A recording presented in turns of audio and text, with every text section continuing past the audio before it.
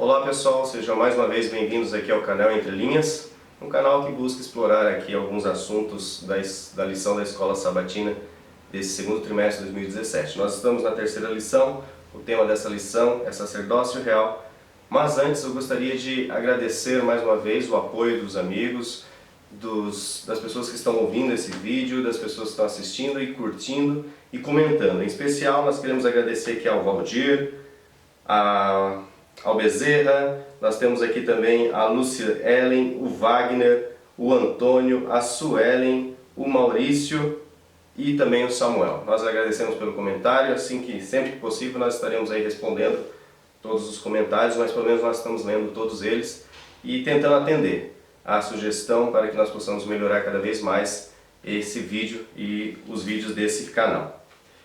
Bom, iniciando aqui o nosso tema principal, nós vamos falar hoje, sobre o segundo capítulo da primeira epístola de Pedro.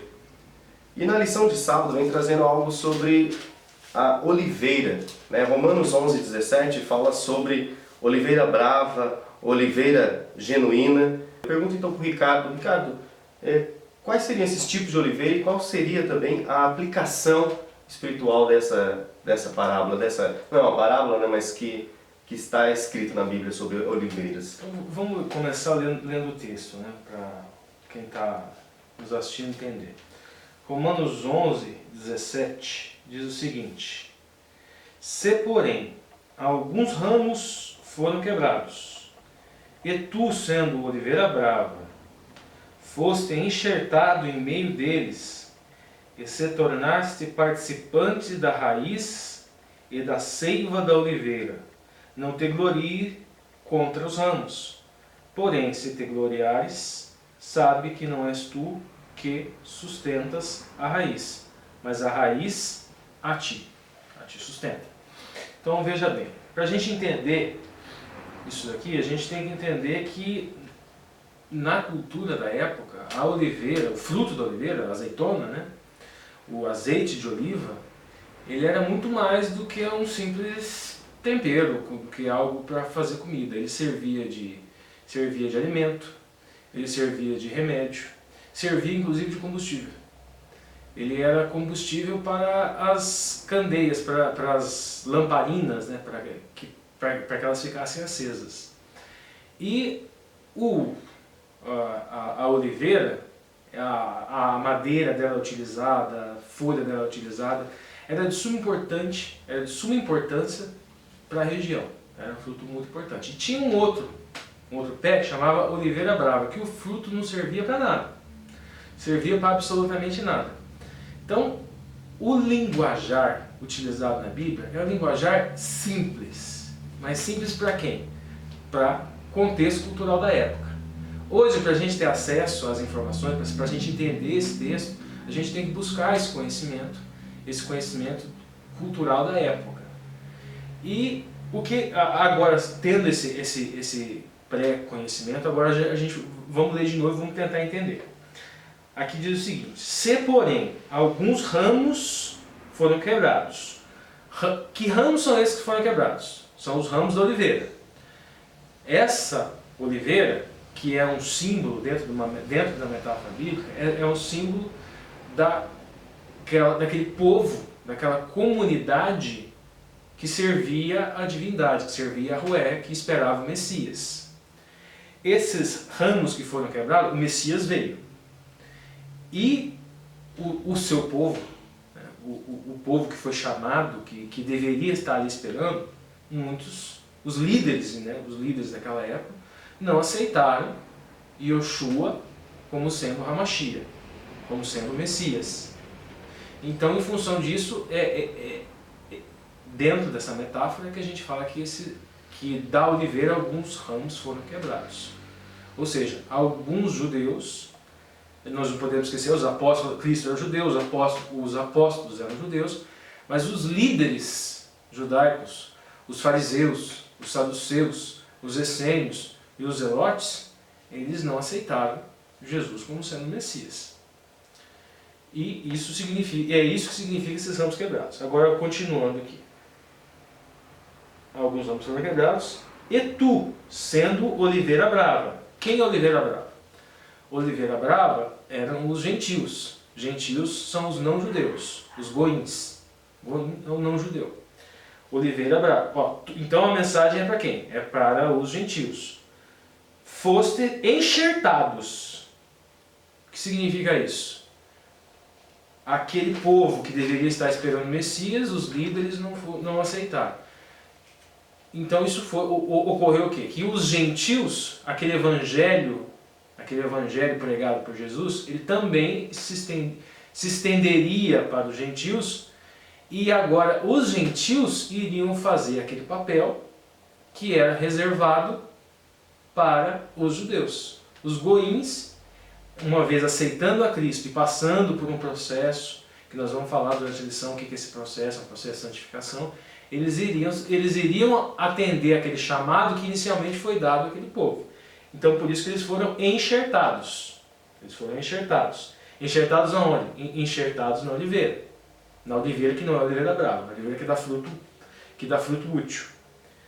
Não te glories contra os ramos. Está falando para o gentil não se gloriar contra aqueles ramos que caíram. Não ficar apontando. Os judeus eram a nação eleita, eles não aceitaram o Messias, agora eles foram cortados. Aqueles ramos que foram cortados.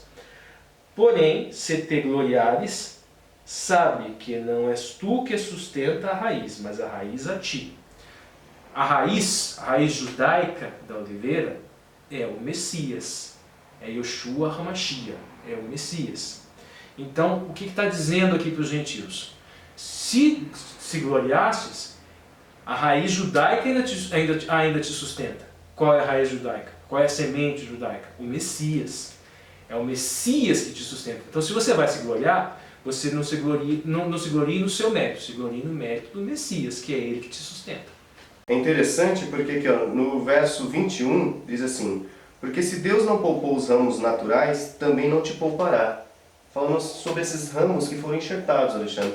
Qual que seria a relação, ou qual que seria assim, o comportamento dos judeus em relação aos gentios e dos gentios em relação aos judeus, no contexto histórico? Quando a gente fala da igreja cristã no primeiro século, a gente fala de uma igreja muito, muito diversa.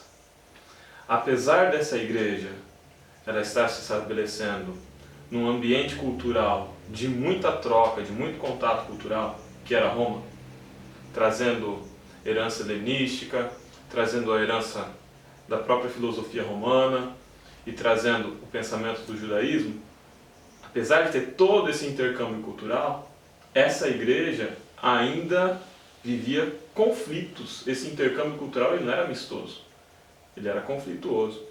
E a gente vai ver, estudando as próprias cartas e epístolas, a gente percebe, ou epístolas, né? Na Bíblia a gente percebe um conflito que a igreja vivia entre, por um lado, judeus, que exigiam que o gentio, para se tornar cristão, ele passasse pelo processo da circuncisão, ele se tornasse judeu primeiro, de alguma forma ele se ligasse a Abraão, para depois poder se ligar a Cristo. Isso era um problema. Por outro lado, os gentios também começam a se opor aos judeus. Então, quando na passagem aqui de Romanos, Paulo fala, cuidado porque você que é um ramo enxertado também pode ser quebrado, ele está atentando para o seguinte: se muitos judeus, ao recusarem Cristo, se desligaram da videira, passaram a ser galhos secos, guardados para o fogo, não vá você se gloriar porque você foi enxertado, porque saiba que você que foi enxertado também corre risco. O risco de ser retirado da videira, assim como outros já foram antes de você. Então cada um, aquele que está em pé, cuide para que não caia. Não há nenhum privilégio, né? Retornando aqui em 1 Pedro 2, né, na lição de domingo, né, nós vamos tratar sobre viver como Cristo. E é interessante porque no verso 1 do capítulo 2 está escrito assim: despojando-vos, portanto, de toda maldade e dolo, de hipocrisias e invejas, de toda sorte de maledicências. Né? E continua o verso 2. Mas eu queria chamar a atenção assim: despojando-vos, portanto. Né? E esse portanto, né, ele tem um significado em nossa linguagem. Né? O que seria esse portanto aqui? Se a gente vê aqui em 1 Pedro, 1 Pedro foi dividido, tá? Aqui para o capítulo 1, capítulo 2. E o portanto está no primeiro versículo do capítulo 2.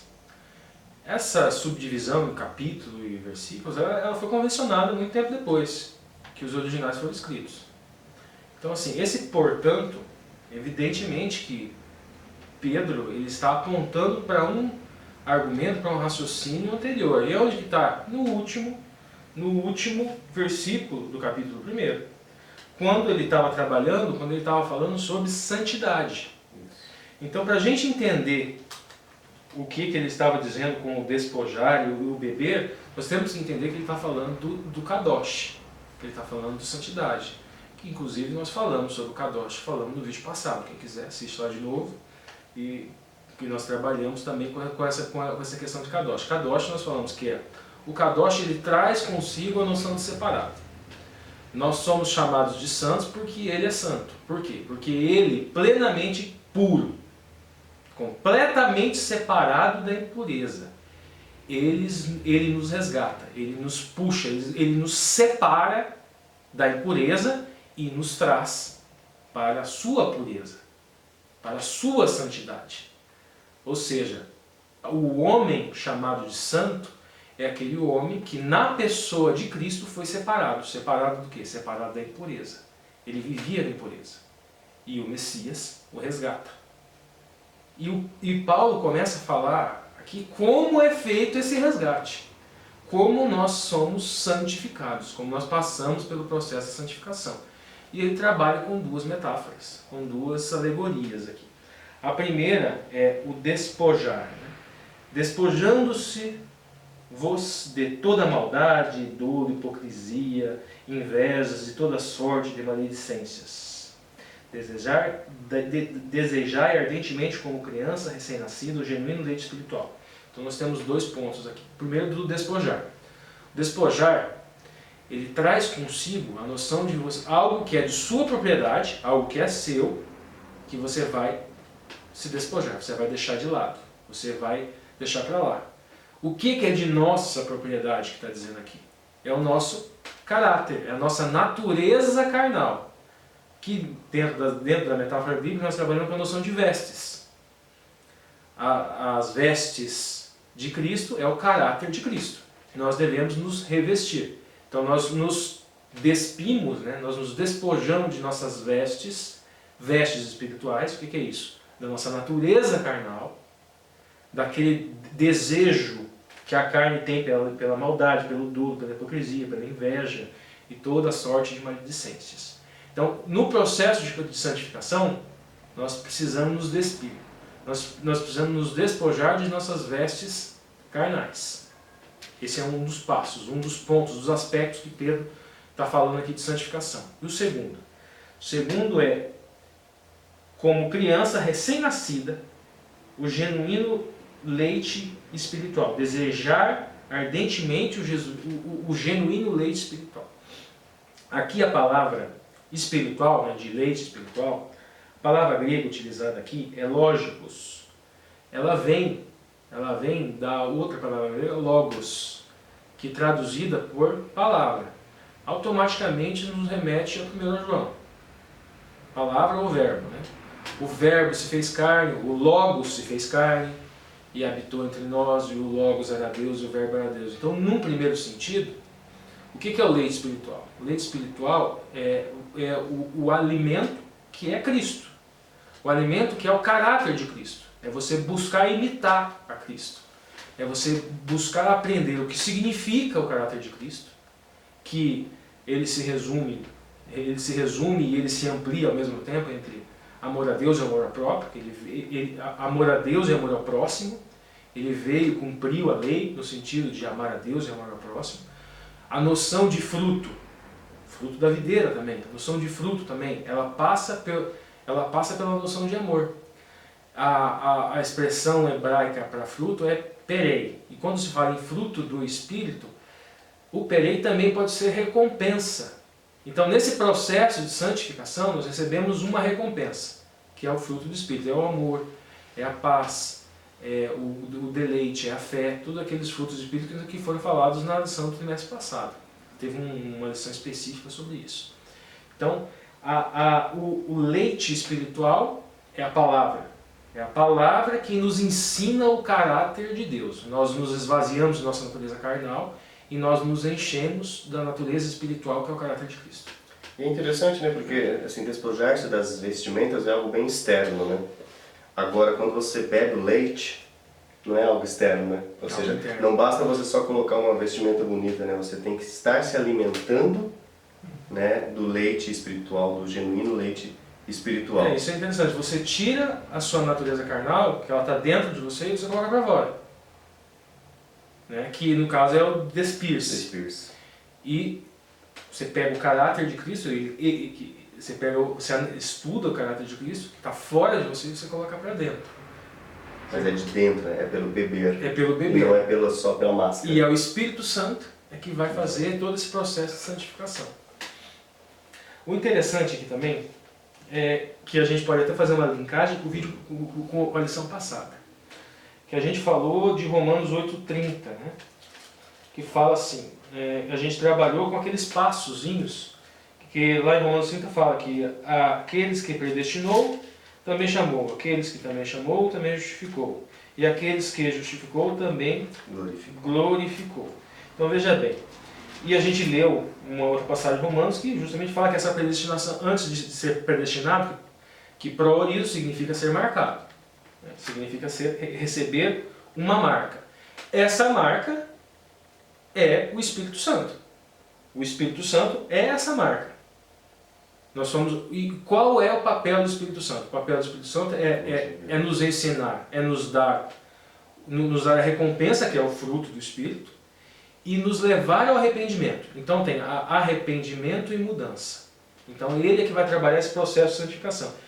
E no ponto de sermos justificados, a gente faz o link com o que Pedro está dizendo aqui. Quando ele fala do despojar das vestes, é justamente nesse sentido que é o justificar. Nós nos despojamos do nosso caráter e nós colocamos ele para fora e nós introduzimos o caráter de Cristo. Isso é uma das dimensões do que significa ser justificado. Veja, nós trabalhamos aqui com santificação e justificação dentro de Romanos 8,30. Ouve, crê, é predestinado, recebe a marca que é o Espírito Santo. Recebe o chamado nós vamos deixar mais para frente. Somos justificados. Justificados é o quê? É justamente o despir dessas vestes. É nos encher e mudar o nosso caráter, imitar o caráter de Cristo. Aí, um ponto importante que a gente também tem que trabalhar é com uma parábola de Cristo. E no livro de Mateus, no capítulo 22, traz uma parábola que ela é elucidativa para a gente entender mais essa justificação, para a gente entender mais esse despojar daquilo que é da nossa propriedade. Fala de um rei.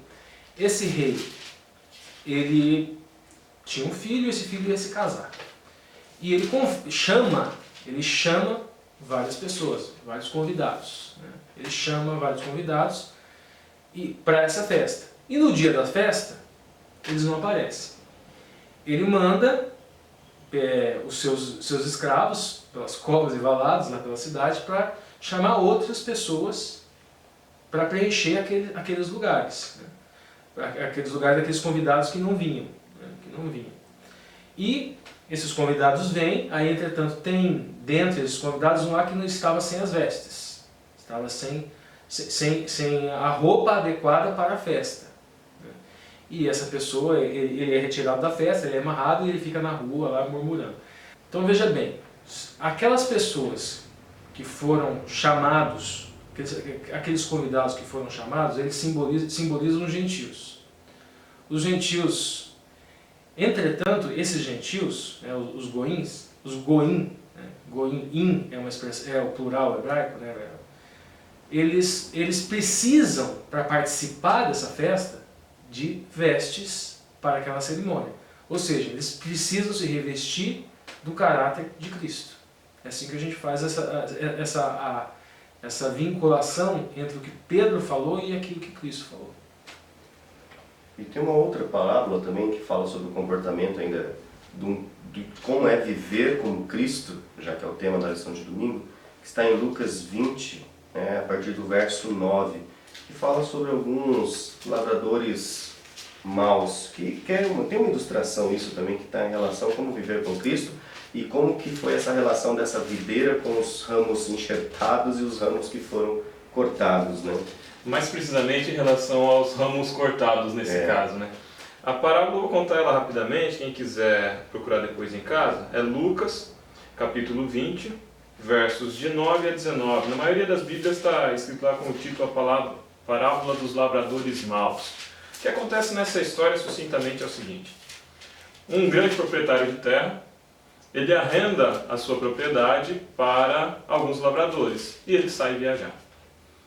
Dado o tempo da colheita, ele envia um servo. Esse servo vai até esses lavradores cobrar a renda da terra. E os lavradores maltratam esse servo, espancam ele e o mandam de mãos vazias. O Senhor manda outro servo e eles começam a assassinar os servos. Até que chega uma hora que ele reflete, ele pensa e chega à conclusão de que ele vai enviar o próprio filho para cobrar a renda da terra. Porque pensando que por ser o filho dele, esse filho seria respeitado. E é interessante porque quando o filho chega para cobrar a renda, os lavradores pensam o contrário. Eles pensam o seguinte: aí está o herdeiro. Vamos assassiná-lo. E então a terra ficará conosco. E aí eles matam o filho do proprietário da terra. Jesus termina essa parábola perguntando, uma pergunta retórica, é claro, o que esse Senhor fará quando ele voltar da sua viagem? E certamente ele exterminará os lavradores. Essa parábola ela foi contada em um contexto específico, ela foi voltada para os fariseus. E, em sentido específico, os fariseus, e em sentido amplo, o povo de Israel. Em sentido específico, os fariseus, porque eles estavam ao redor de Jesus, cercando Jesus, e esperando um momento em que Jesus escorregasse para atacá-lo, para matá-lo. Em segundo lugar, para todo o povo de Israel, porque ao longo da história de Israel, eles assassinaram repetidamente os profetas que foram enviados por Deus para pregar para eles, anunciando as boas novas, anunciando palavras de exortação. Repetidamente os profetas foram assassinados. E os fariseus entenderam essa parábola, tanto que eles se enfureceram com Jesus. Se a gente vai lá para o final da parábola, ali a partir do verso 16, final do 15, início do 16. Que lhes fará, pois, o dono da vinha? Verso 16. Virá, exterminará aqueles lavradores maus e passará a vinha a outros. Ao ouvirem isso, disseram: tal não aconteça. Os fariseus entenderam o sentido da parábola. Sabia que estava falando deles. Mas Jesus, citando-os, disse: que quer dizer, pois, o que está escrito? A pedra que os construtores rejeitaram, essa veio a ser a pedra principal, pedra angular. Todo que cair sobre essa pedra ficará em pedaços. E aquele sobre quem ela cair ficará reduzido a pó. Se a gente continua, a gente vai ver que no versículo seguinte já os escribas e os fariseus estão procurando achar outros caminhos para fazer Jesus cair. A mensagem por trás é a seguinte: povo de Israel, fariseus, vocês rejeitaram os profetas, vocês rejeitaram o João Batista, cuja função era preparar a vinda do Messias, e agora vocês rejeitam o Messias.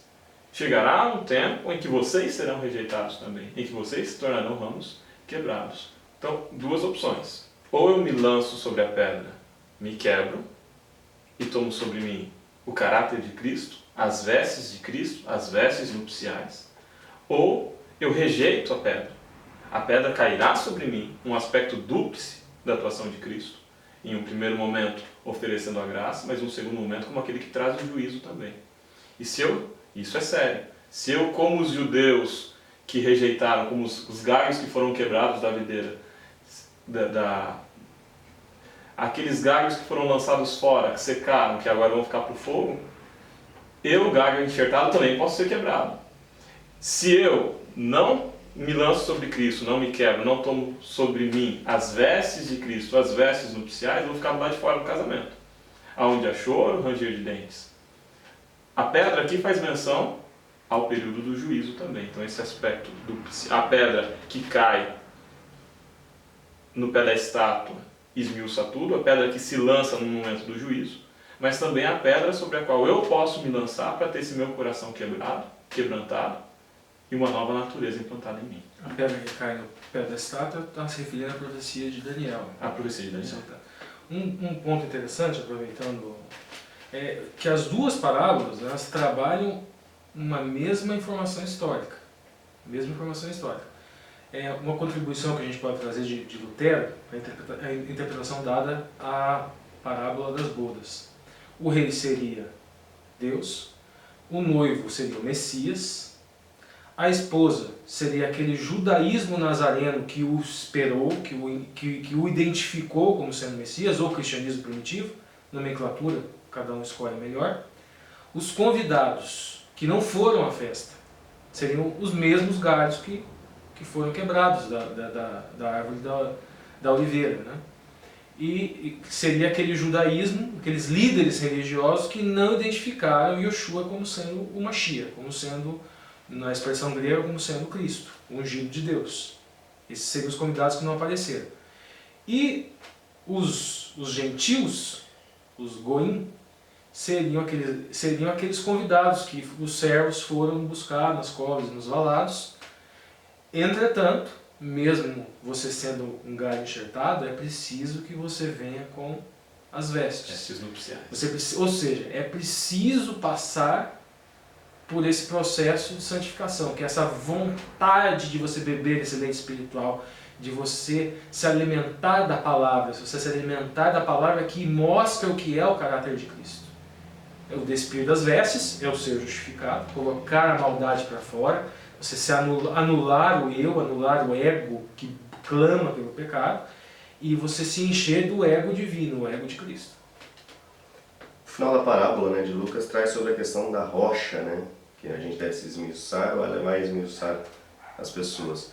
E a lição já de segunda-feira trata sobre a questão da pedra viva, né, ou seja, e aí vem mais uma analogia que a Bíblia traz, né, na sua linguagem rica em símbolos, né, sobre o que é uma pedra viva, né? Porque tem a pedra rejeitada, a pedra angular, a pedra de tropeço, a pedra de ofensa, né? Tudo aqui em 1 Pedro, no capítulo 2, né? Nós temos vários significados de pedra, várias menções de pedra. E aí eu pergunto assim, o que seriam essas pedras? Principalmente a questão da pedra viva. Explica para nós, assim, no termo judaico, na cultura judaica, o que seria uma pedra viva? É uma pedra que anda, uma pedra que tem vida? Então vamos lá. Essa expressão pedra viva, tem a noção de pedra morta e pedra viva, né? Não significa que ela seja biologicamente viva, não é isso, não é esse sentido. É que numa construção na tecnologia, na técnica da época, eles não tinham cimento. Eles tinham que trabalhar a pedra, eles tinham que moldar aquela pedra em formas geométricas que fosse possível um encaixe. Então, algumas pedras chamadas de viva, trabalhadas, uma pedra viva, ela era trabalhada de um jeito para que ela pudesse ser encaixada com uma outra pedra. E assim iam fazendo encaixes. Eles trabalhavam elas, deixavam ela viva, moldavam ela, e uma ficava em cima da outra. E se montando a estrutura. E uma outra pedra, que também chamada viva, porque também trabalhada. Ela também era trabalhada. Só que essa pedra era mais forte. Essa pedra era a pedra que suportava a força G, né? É sobre ela que a força da gravidade atuava mais. Ela era a pedra que suportava todas as outras, que segurava todas as outras. Se essa pedra de esquina, esse roche pilar, se ele trincasse, se ele caísse, toda a estrutura caía. Toda a construção era comprometida. Toda a construção era comprometida. Então vamos analisar o texto. 1 Pedro 2, versículo 4. Chegando-vos para ele, a pedra que vive, daí vírgula, rejeitada.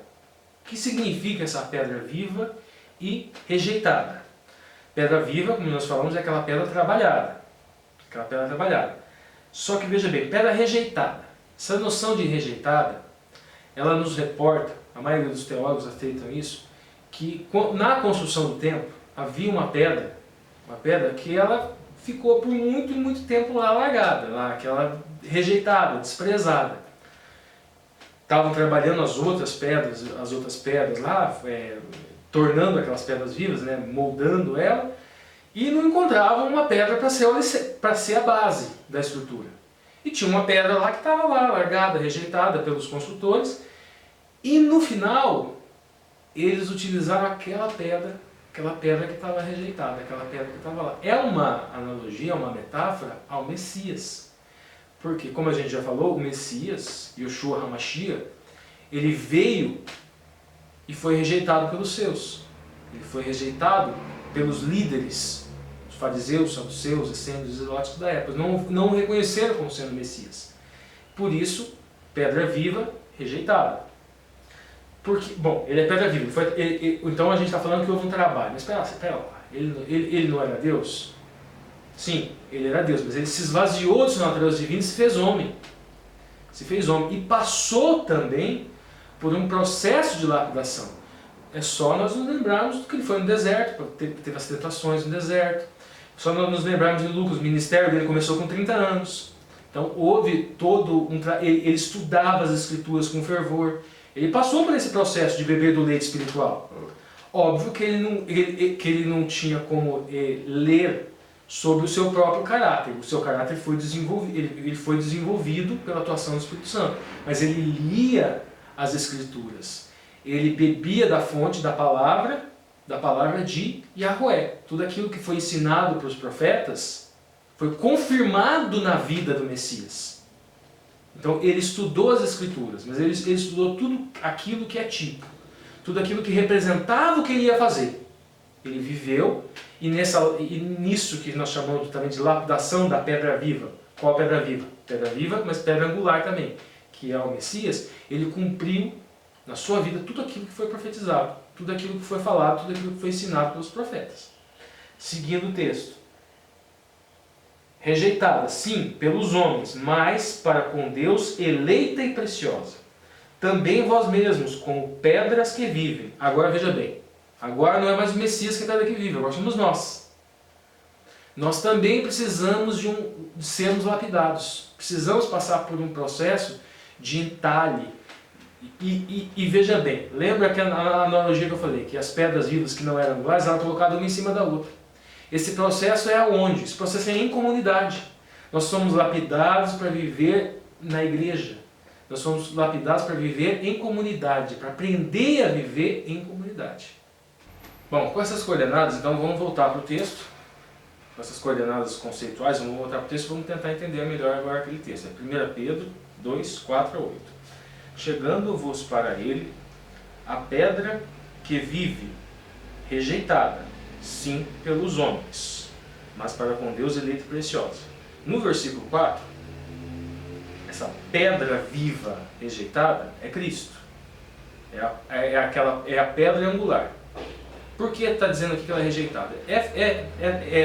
Possivelmente, né, os teólogos entendem que aqui é trabalhado uma metáfora com aquela pedra lá de Jerusalém, que ela ficou largada lá num canto, e ela acabou sendo a pedra que serviu de pedra angular para a construção do templo de Jerusalém, o templo de Salomão. E é feito esse paralelo com Cristo. Cristo é essa pedra, rejeitada pelos homens. Por que rejeitada pelos homens? Rejeitada porque os líderes judeus da época não o identificaram como sendo o Messias, por isso rejeitado. Agora versículo 5. Também vós mesmos, como pedras que vivem, sois edificados casa espiritual para ser de sacerdócio santo, a fim de oferecer de sacrifícios espirituais agradáveis a Deus por intermédio de Jesus Cristo. Bom, nós também somos chamados de pedra viva. Só que não somos pedra viva porque fomos trabalhados. Somos lapidados em comunidade, uma pedra em cima da outra, para vivermos em uma comunidade cristã, e por isso pedras vivas. Mas a pedra viva angular é Cristo, e a pedra viva que é colocada uma em cima da outra somos nós. Vamos seguir no versículo 6. por isso está na Escritura: eis que ponho em Sião uma pedra angular, eleita e preciosa. Por que põe em Sião? É ensinado na época que o mundo foi criado a partir de uma pedra. Uma pedra que sustentava esse mundo. E essa pedra ela estaria localizada no Monte Sião.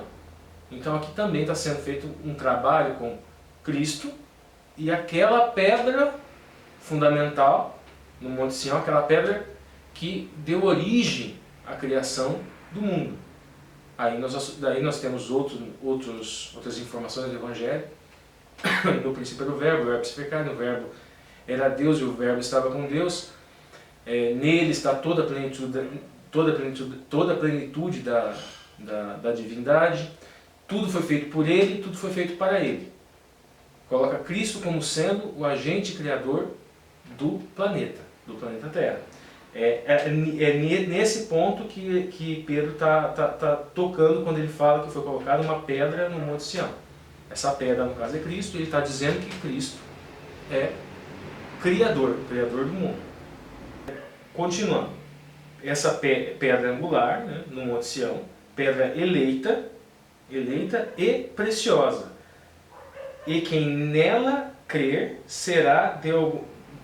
não será de nenhum modo envergonhado. É feita uma associação de preciosidade dessa pedra. Preciosidade por quê? Ela é preciosa para aqueles que creem. Então Cristo, a graça de Cristo, ela se estende para aqueles que creem em Cristo. Esse é o símbolo de pedra preciosa. Mas, para os descrentes, a pedra que os construtores rejeitaram, esta veio ser a principal pedra angular e pedra de tropeço e rocha de ofensa.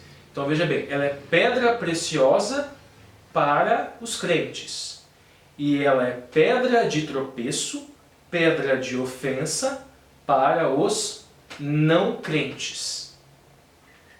Bom, e agora sim, nós vimos aqui, o Ricardo colocou sobre a explicação, né, do significado teológico, né, dessa pedra, mas nós sabemos que o povo judeu tinha também toda uma cultura, né, sobre edificação de altares e outras coisas que usavam justamente pedras. Eu gostaria de perguntar para o Alexandre, né, quais eram os significados dessas pedras na cultura hebraica?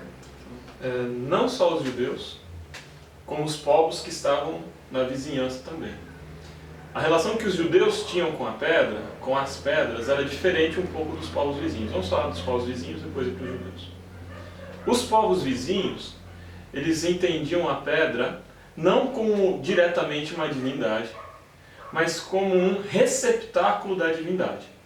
Então eles acreditavam que determinadas divindades poderiam habitar temporariamente uma determinada pedra, uma determinada rocha, um determinado altar, e isso se tornava um lugar de culto, um ponto de culto. Então eles iam lá e adoravam o Deus que habitava a pedra, que habitava a rocha. O povo de Israel é diferente. Nós vemos diversos usos de pedra ao longo do tempo dentro do povo de Israel. Eles usavam em alguns momentos a pedra como um marco memorial. Nós temos o caso de Josué, quando ele atravessa o rio para entrar na Terra Prometida. Uma das primeiras medidas que ele toma é tomar 12 pedras do fundo do rio e edificar com essas pedras uma coluna que serviria como um marco de memória, um monumento de memória. Então a coluna de pedra, ela servia como um monumento para se lembrar de algo que ocorreu, inclusive se lembrar de uma aliança. Em outros momentos, quando é feita uma aliança, quando é feito um acordo, quando é feito um contrato com Deus, se usa uma pedra como testemunha.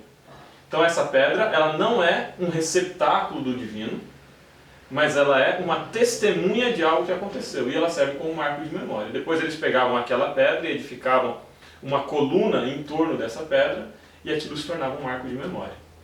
Mas nós temos outros casos de uso de pedra pelos israelitas, que é o uso das pedras nos altares.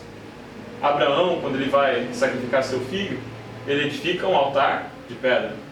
Jacó, quando ele tem um sonho e ele vê uma escada por onde sobem e descem anjos dos céus, ele estava dormindo sobre uma pedra. Ele derrama azeite sobre essa pedra como um altar. E depois, em outro momento no futuro, edifica uma coluna ali.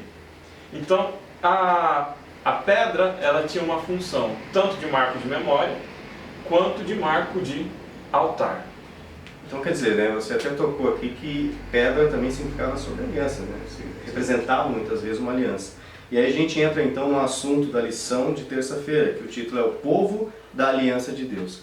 Eu começo perguntando, né, sobre o que era esse povo, porque nós temos, né, falando lá sobre raça, geração, eleita. Eu gostaria que o Ricardo explicasse para nós esse povo, essa raça eleita. Então, existe em algumas traduções trabalham com a palavra raça, outras traduções trabalham com a palavra geração. Tem uma diferença considerável aí. A palavra grega gênea, geração, ela não é utilizada por Pedro. A palavra utilizada por Pedro é genos, raça. Mas em algumas traduções resolveram traduzir genos como geração, mas ela não é adequada e nós já vamos trabalhar isso, vamos dizer isso e vamos explicar o porquê. A raça eleita, né? Eleita significa, a palavra grega utilizada aqui é ekletos, é a raça chamada. A raça chamada. Tem um vínculo direto com a história de Abraão. Com a história de Abraão. Que foi feita uma promessa, foi refeita, melhor dizendo, acreditamos nisso, que a promessa foi feita para Adão e ela só foi relembrada, né, em função de ter sido cumprida uma parte daquela promessa com Abraão. E Abraão fala: em ti serão benditas, pelo que tu fizestes, em ti serão benditas todas as famílias na terra. Mas o que Abraão fez? O que Abraão fez? Deus, eu vou me recordar um pouquinho da história, né? Deus deu um filho para ele na sua velhice, né? Houve essa promessa, ele deu um filho para ele durante a velhice, e depois ele pede aquele filho de volta. Pede para que Abraão mate esse filho. Mas por que isso? Isso é um tipo de um antitipo. O que o pai fez? Deus o pai fez. Deu seu Filho unigênito para que todo aquele que nele crê não pereça, mas tenha a vida eterna. O que Abraão fez? Ele se dispôs a fazer a mesma coisa que o Pai fez pela humanidade. Em função disto que ele fez, a bênção que vem a nós, Deus o Pai faria a mesma coisa pela humanidade. Ele enviaria o seu Filho unigênito, né? Filho unigênito, o único gerado. É isso que significa unigênito, único gerado. É importante dizer, é único gerado, não é único criado. O fato do filho ter sido gerado não significa que ele é menor, não significa que ele não é Deus. A palavra geração, teve algumas pessoas que pediram vídeo sobre Trindade, nós não vamos explicar aqui agora, porque não é o tema. Fica para o vídeo se a gente for fazer, se mais pessoas pedirem vídeo sobre Trindade. Mas ele não foi, ele é filho unigênito, único gerado. Ele deu esse Filho unigênito para que todo aquele que nele crê não pereça, mas tenha vida eterna. O Abraão fez de uma forma pálida a mesma coisa que o pai fez de forma plena. Ele deu esse filho. Agora, de Abraão é que vem essa noção de raça. Abraão teve dois filhos, teve o Isaac, que é o filho da promessa, e teve Ismael. O filho da promessa, como eu já falei, é um tipo do antitipo que é Jesus. Então a raça seria a descendência de Isaac, mas não necessariamente a descendência enquanto povo, mas o descendente de Isaac. O descendente de Isaac, que é Jesus. Então essa é a promessa. A promessa é o Messias. Evidente que o povo judeu tinha um papel de levar os gentios ao Messias. O Messias nasceria nesse povo e o papel dos judeus seria levar os gentios ao Messias, mas eles não atenderam esse chamado. Ecletos é chamado, então eles deixaram de ser a raça eleita, mesmo eles tendo vindo da linhagem de Abraão. Bom, então o povo, a raça, né, ficou até mais claro, porque se nós estamos tratando, né, da videira, do galho enxertado, né, da oliveira brava enxertada, né, raça realmente diz assim que o gene, né, raça significa que você tem aquele gene, né, que você de certa forma está herdando geneticamente algo, né. Mas agora o título é o povo da aliança, e agora eu quero que o Alexandre fale sobre essa aliança, porque nós vimos aqui o povo, a raça eleita, e esse povo ele tinha uma aliança de Deus. Como que era essa aliança? Se nós vamos para o Levítico, para o Deuteronômio, a gente vai encontrar para o Êxodo também, a gente vai encontrar diversos momentos em que Deus se manifesta a um profeta, Deus se manifesta a um patriarca e faz um acordo, faz um concerto com o povo.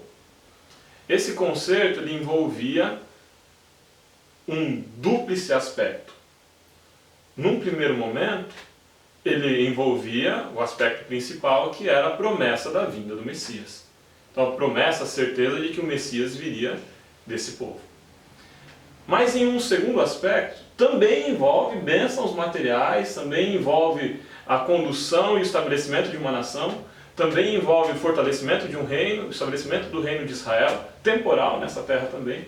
Então o povo de Israel, ele também recebeu bênçãos e também recebeu promessas que eram indicadas para ele. Então existem diferentes alianças aqui. Existe a aliança de que Deus iria proteger o seu povo, existe a aliança de que Deus iria abençoá-los, de que a roupa deles não iria se gastar, que eles não teriam enfermidades, que eles seriam um povo saudável. E todas essas alianças, se nós vamos para o texto bíblico, elas são alianças condicionais. Elas são alianças que demandam uma contraparte do povo, que é o quê? A obediência. Se obedecer. Se obedecerdes. E aí o povo falava, tudo aquilo que você falou, nós faremos. Conforme você falou, nós faremos. Quando o outro aspecto da aliança é a promessa, a certeza, essa é incondicional, da vinda do Messias. Quando o povo de Israel rejeita o Messias, mas antes disso já, quando o povo de Israel repetidamente rejeita os chamados de Deus, ele começa a se distanciar dessa aliança. Não da aliança da vinda do Messias, porque essa era uma promessa para toda a humanidade, mas das alianças precisas em relação às bênçãos nessa terra para o povo de Israel. Dessas alianças eles se afastam. E a gente vai encontrar lá na Bíblia, na trajetória depois do cisma, depois da divisão entre Samaria, entre Israel, né, e Judá, a gente encontra o povo se distanciando cada vez mais, depois do reinado de Salomão, do ideal dessa aliança temporal, e vai desencadear depois cativeiro assírio, cativeiro babilônico, o fim do estado temporal de Israel, mas não da promessa de um Israel espiritual, que seria estabelecido depois. Aí a gente fala agora de duas alianças diferentes. Mas é interessante porque em Gênesis 17 diz sobre uma aliança perpétua. Mas em Hebreus 8:8 diz de uma nova aliança. Aí fica a questão, existe uma aliança que ela é perpétua. Se ela é perpétua, ela dura para sempre. Mas agora em Hebreus está dizendo que há uma nova aliança, então quer dizer, a velha aliança, ela, que era perpétua, deixou de existir? No livro de Gênesis, né, no Bereshit, né, que é o livro de Gênesis 17, de 1 a 4, fala de uma aliança perpétua. Em Hebreus 8:8, fala de uma nova aliança. Aparentemente nós temos um paradoxo, aparentemente nós temos uma contradição bíblica, quando na realidade não é uma contradição. Nós, na língua portuguesa, nós podemos trabalhar com essa noção de novo, de formas diferentes. Imaginemos o seguinte, a pessoa tem um carro novo, e a pessoa tem um novo carro. Ter um carro novo significa um carro zero. Ter um novo carro, necessariamente esse carro pode ser zero, pode ser usado. Mas ele é novo para você. Ele é novo para você. Nova peça para você. Exatamente. Esse tipo de confusão a gente resolve na língua portuguesa, mas no original está muito mais claro que a palavra kainos, ela não se confunde com a palavra neos. Kainos é renovar. E neos é no sentido de algo realmente novo, algo inédito, algo jovem, algo recente. Agora, o kainos, essa nova aliança no sentido de esse berit, né, que é a expressão hebraica utilizada para aliança, mas ela na verdade não é que ela é uma aliança diferente. É a mesma aliança, só que com uma roupagem nova. E por que que ela tem uma nova roupagem? Ela tem uma nova roupagem em função de quê? O Messias já veio. Então, já se cumpriu tudo aquilo que aqueles tipos representavam. Porque o antitipo vivo já se manifestou. Então, o que que a gente vê? A gente vê aquele cordeirinho que era sacrificado. Aquilo era um tipo do Messias. Do Messias que iria vir e iria morrer por nós. Aquele carneirinho que morria em função do pecado do povo, que eram feitos sacrifícios diários para arrependimento, para sacrifícios diários para o perdão dos pecados, eles não precisam mais ser feitos. Por quê? Porque o Messias já morreu na cruz. A gente tem toda uma simbologia no santuário, no templo de Israel, que representa situações que aconteceriam num plano maior, num plano mais elevado, num plano espiritual. E é isso que é explicado no livro de Hebreus. É interessante que no verso 9 de Hebreus 8 diz assim: não segundo a aliança que fiz com seus pais no dia em que eu os tomei pela mão para os conduzir até fora da terra do Egito, pois eles não continuaram na minha aliança e eu não atentei para eles, diz o Senhor. No verso 10, porque esta é a aliança que firmarei com a casa de Israel depois daqueles dias, diz o Senhor. Na sua mente imprimirei as minhas leis, também sobre o seu coração as escreverei, e eu serei o seu Deus e eles serão o meu povo. E aí o verso 11, e não ensinará jamais cada um ao seu próximo, nem cada um ao seu irmão, dizendo, conhece ao Senhor, porque todos me conhecerão, desde o menor deles até o maior. Licença, Lúcio. Nessa passagem fica claro aquele aspecto dúplice da aliança de que eu falava. Sim.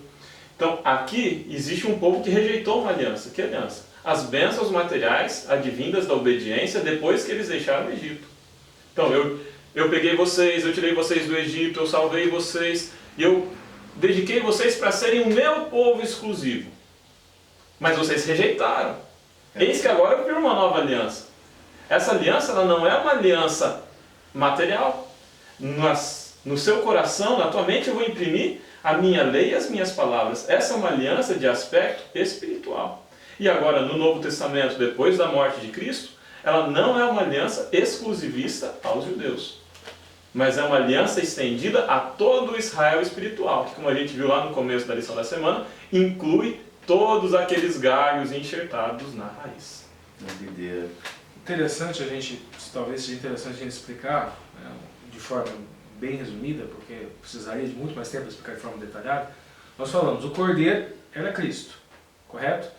No pátio o pátio simboliza o planeta Terra. Aquele altar onde o cordeiro era sacrificado simboliza o Calvário de Cristo e a cruz onde ele morreu. Há uma bacia onde o sacerdote lavava a mão, que simboliza o batismo de Cristo no Rio Jordão. E o sacerdote entra no templo, no santuário, e ele tem dois compartimentos. Um que é o santo e o outro que é o santíssimo. Também há uma representação aí. Os sacerdotes poderiam entrar no santo, mas no santíssimo só o sumo sacerdote que poderia entrar. Só descendente de Arão. Para entender um pouquinho melhor isso. Sacerdotes, eles vêm de uma tribo de Israel chamada dos levitas. Os levitas eram os sacerdotes. Eles recebiam dízimo, eles não trabalhavam, eles só cuidavam do templo. Arão era um levita. E da linhagem de Arão vinham os sumos sacerdotes. Da linhagem de Arão. Mas Arão era um levita. O sacerdócio de Arão, ele inclusive está confirmado dentro da Arca da Aliança, né? Sim. Porque no momento que foi tirada a sorte, para definir quem seria, a vara de Arão foi a vara que floresceu e que ficou guardada depois. Dentro da Arca da Aliança está a tábua dos mandamentos, está o cajado de Arão e maná. Um símbolo do sacerdócio, né? E por que sacerdócio real? Então, a gente já introduz aqui já com o assunto de quarta-feira. Exatamente. Sacerdócio real, por que isso? Bom, veja bem. No livro de Salmos 110. Salmo 110. Ele fala que ele atribui a Davi essa questão de sacerdócio real. Ele fala sacerdócio segundo a ordem de Melquisedeque. Esse mesmo sacerdócio é atribuído a Cristo. Sacerdócio segundo a ordem de Melquisedeque. Notinha de rodapé. Pois não. Melquisedeque, Gênesis capítulo 14, versículos 17 a 20, no momento em que Abraão vai pagar o dízimo, Abraão acha um sacerdote e paga o dízimo para esse sacerdote. Um sacerdote totalmente antes da ordem dos levitas, porque ainda nem existiam. Não existiam as tribos ainda. Os levitas eram descendentes de Abraão, né? Não, Jacó não tinha nascido. Jacó era pai de Levi. Então, sem chance de levita. Jacó ainda não havia nascido. Nós temos Abraão. Uma notinha só para esclarecer quem é. Ó, nós temos Abraão. Abraão gerou Isaac. Daí Isaac gerou Jacó e Esaú. Aí Jacó teve 12 filhos. Os 12 filhos de Jacó, as 12 tribos de Israel. Entre elas tem Levi e a tribo de Levi, que é a tribo sacerdotal. Agora Melquisedeque, como a gente está falando, ele é anterior. Ele é anterior ao nascimento de Jacó. E, obviamente, é anterior ao nascimento de Levi. E ele já era sacerdote. Uma tradição confiável, acredito, confiável, hebraica, diz que esse Melquisedeque seria Sem, que estaria vivo, se analisarmos, fazemos as contas nas genealogias, estaria vivo nessa época onde houve essa guerra, na qual Abraão teve despojo de guerra e foi dar o dízimo desse despojo de guerra. Essa noção de sacerdócio real é porque Melquisedeque era rei, Davi era rei, então era um sacerdote e rei. Cristo, ele é rei, é o rei deste mundo. Ele reconquistou esse direito de ser rei deste mundo que estava nas mãos de Satanás. Nós vimos na lição passada que Satanás é o príncipe deste mundo. Sim. Só que ele foi destituído. Quando Adão pecou, transferiu esse título para Satanás, e Cristo, quando morreu na cruz, ele resgatou esse título. Esse sacerdócio real, apenas a termos de curiosidade, nós temos duas genealogias na Bíblia, a de Mateus e a de Lucas. Elas são relativamente diferentes. Alguns teólogos acreditam que a de Mateus seria o que passa a coordenada de que ele é rei, e a de Lucas que passa a coordenada que ele é sacerdote, em função das diferenças que tem na genealogia, que a de Lucas começa falando do seu ministério, que começou com 30 anos, e teólogos entendem que na verdade ela passa por Maria, mesmo não falando de Maria lá, porque não era comum colocar nome de mulher em genealogia. E ela não vem com o nome de mulher, mas tudo leva a crer que ela é seguindo a linhagem de Maria. Mas independente de qualquer discussão teológica, nós nos apegamos na questão de o sacerdócio segundo a ordem de Melquisedeque, que é o sacerdócio superior ao sacerdócio levita. Antes, né? Foi bem anterior. É anterior e superior. E é isso que é trabalhado no livro de Hebreus. É um sacerdote superior, é um sacerdote que é feito no santuário, mas no santuário celestial. A gente falou de sacerdotes, né, dos tipos de sacerdotes, sobre Melquisedeque, mas eu pergunto agora assim, qual que é a necessidade suprida por um sacerdote? Ou seja, qual que é a função então do sacerdote? Qual que é o papel de um sacerdote então? Se a gente vai para função sacerdotal dentro do sacerdócio levítico, deixando de Melquisedeque de lado um pouco, a gente percebe que a função do sacerdote era servir. O sacerdote servia, e aí diferentes funções dentro da tribo de Levi. Ele servia carregando utensílios, ele servia montando e desmontando a tenda móvel no deserto, ele servia preparando incenso, ele servia como músico, ele servia em funções mais nobres, transportando a Arca da Aliança, ou ele poderia servir também fazendo sacrifício. Eu acho linda a função do sumo sacerdote, que daí aponta para Cristo, que era a função, inclusive, de uma alimentação ritual. No momento em que era feito sacrifícios, em alguns casos o sumo sacerdote se alimentava daquele sacrifício. Então, simbolicamente, ele passava a transportar em si o pecado. Depois ele transportava esse pecado dele para dentro do santuário. E uma vez por ano, sim, o ritual da expiação desse santuário. Não vamos entrar em detalhes mas a gente percebe que existe, por um lado, um sumo sacerdócio, que é uma função muito mais intercessora, que é o papel de Cristo. Mas existem muitas funções auxiliares dentro desse sacerdócio. E eu entendo que essas funções auxiliares dentro do sacerdócio fazem parte das nossas atribuições agora, enquanto nós não somos sacerdote, porque o sumo sacerdote é Cristo, mas nós, enquanto levitas, enquanto participantes do sacerdócio de Cristo, do ministério de Cristo. Então, quando a gente tem uma função, seja na igreja, seja evangelizando, seja ministrando a mensagem de Cristo para alguém, nós estamos agindo como sacerdotes. Que diferença, né? Porque muitas vezes a gente pensa que um sacerdote ele tem mais privilégios do que responsabilidade, né? Porque... Vamos lá para a história de Melquisedeque rapidinho. É interessante, porque quando Abraão vai para Melquisedeque, Abraão oferece o dízimo para Melquisedeque, mas a Bíblia também fala que Melquisedeque serviu Abraão, porque Melquisedeque trouxe pães e trouxe vinho, e serviu uma refeição para Abraão. Então a gente já percebe aí um sacerdote que não é servido, mas que está disposto a servir. Nós vemos aí também o simbolismo do claro. o pão e vinho, o corpo de Cristo, sangue já era uma promessa messiânica lá no sacerdócio de Melquisedeque, antes do sacerdócio. Interessante também essa noção de sacrifício espiritual. A gente trabalhou aquele método, né, do tipo e do antitipo. O sacrifício espiritual que nós, como sendo, atendendo aquele chamado do sacerdócio real, nós temos o Goel Kohen, né, o sumo sacerdote, ou o grande sacerdócio na pessoa de Cristo, mas nós somos também sacerdotes. Os sacrifícios espirituais que nós precisamos ouvir, crer, né, aceitar a atuação do Espírito Santo. Quando nós aceitamos a situação, nós recebemos uma marca. Nós somos predestinados no sentido de receber uma marca. Qual é essa marca? É o Espírito Santo. Nós temos em nós o arrependimento, nós temos em nós essa noção do arrependimento e do aceitar a recompensa, que é o fruto do Espírito, é o atender esse chamado. Nós somos marcados, nós atendemos a esse chamado. Quando nós atendemos esse chamado, nós nos tornamos raça eleita, porque a semente que vem dessa raça, a semente é Cristo.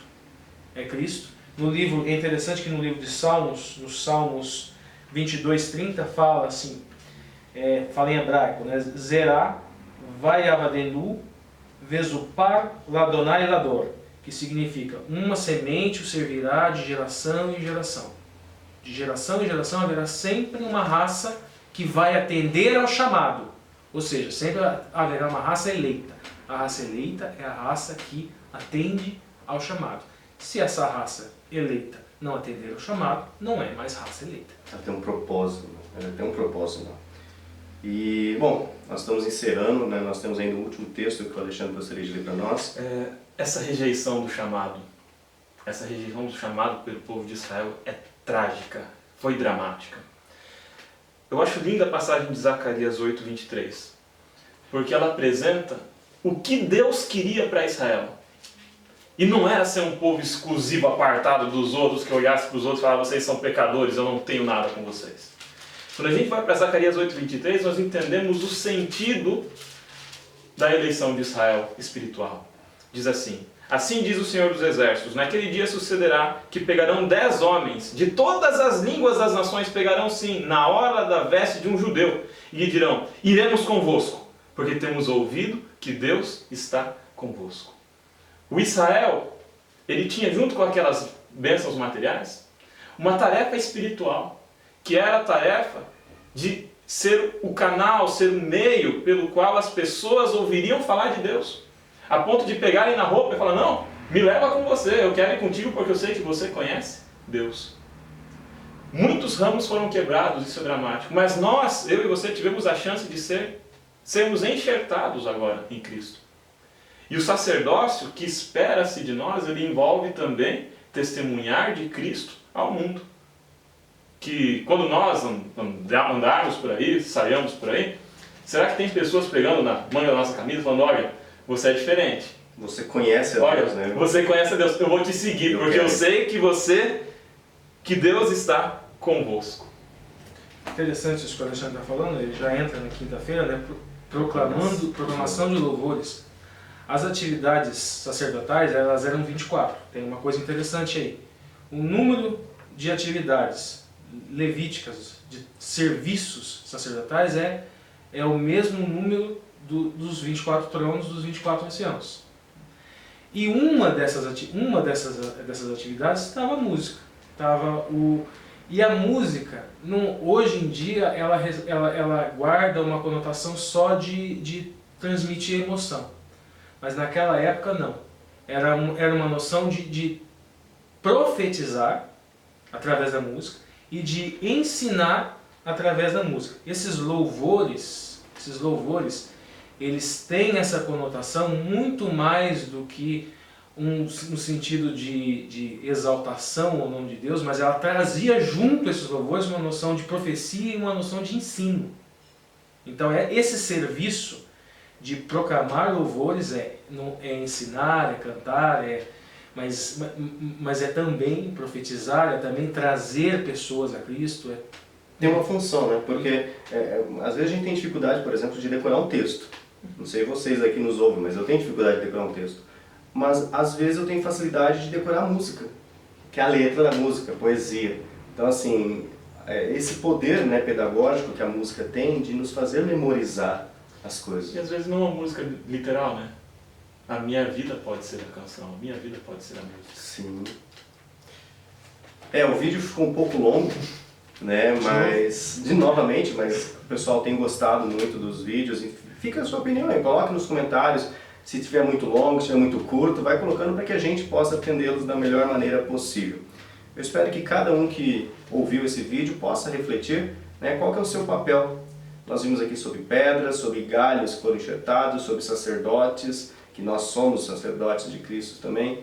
Que você possa refletir como você está desempenhando esses papéis que foram citados durante essa lição aí. E fica o convite para que você curta o canal, dê um joinha aí no vídeo e compartilhe com seus amigos nas redes sociais. E até o próximo vídeo. Obrigado. Tchau.